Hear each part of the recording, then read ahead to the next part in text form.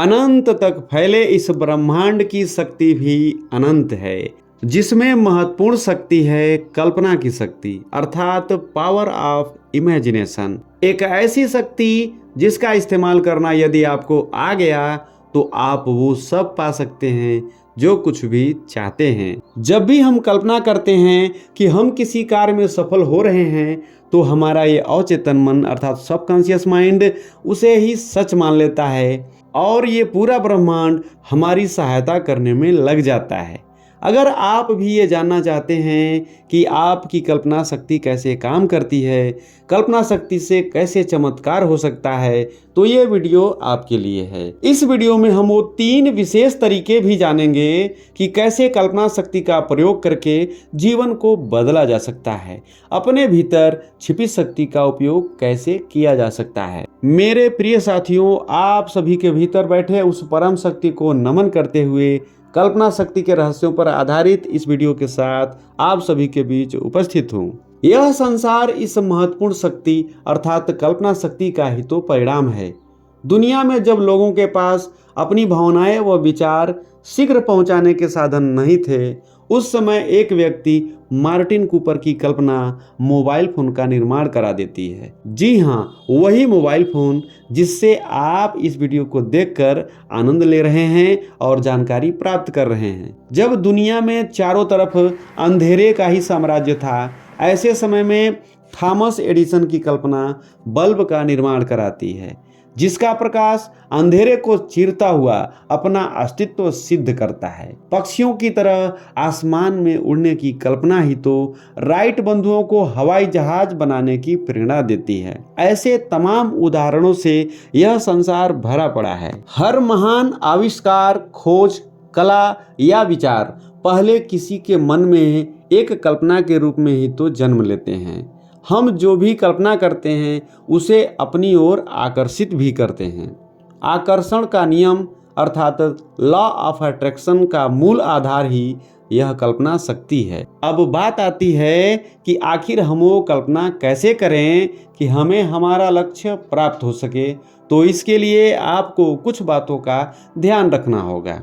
पहली बात, ध्यान और कल्पना का मिलन। प्रिय साथियों, जब कोई व्यक्ति ध्यान में जाकर ब्रह्मांड से जुड़ता है और उसी अवस्था में अपने लक्ष्य की कल्पना करता है तो उसकी ऊर्जा ब्रह्मांड के मूल स्रोत तक पहुंचती है। इसे ही योग भाषा में संकल्प सिद्धि कहते हैं। अर्थात आप प्रतिदिन 5 से 10 मिनट का ध्यान अवश्य करें। ध्यान हमें भीतर से अवेयर करता है, जिससे हम बाहरी जगत से तालमेल आसानी से बैठा पाते हैं। दूसरी बात, विजुअलाइजेशन का अभ्यास करना। प्रिय साथियों, विजुअलाइजेशन की टेक्निक किसी जादू से कम नहीं है। इस प्रक्रिया में हम अपने लक्ष्य या इच्छा की एक मानसिक तस्वीर बनाते हैं, जैसे वो पहले पूरी हो चुकी हो। इसे करने के लिए आप एक शांत स्थान का चयन करें, पद्मासन या सुखासन में बैठ जाएं। रीढ़ को सीधा रखें, आंखें बंद कर लें। अब 5 से 6 बार गहरी सांस लें और मन को शांत करें।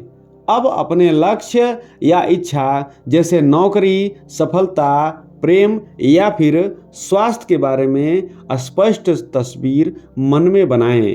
जैसे आप सफल हो गए हैं, आप मंच पर खड़े हैं, लोग आपकी सफलता पर तालियां बजा रहे हैं। अब आप उस कल्पना के तहत अपने चेहरे की मुस्कान और मन की भावना को महसूस करें।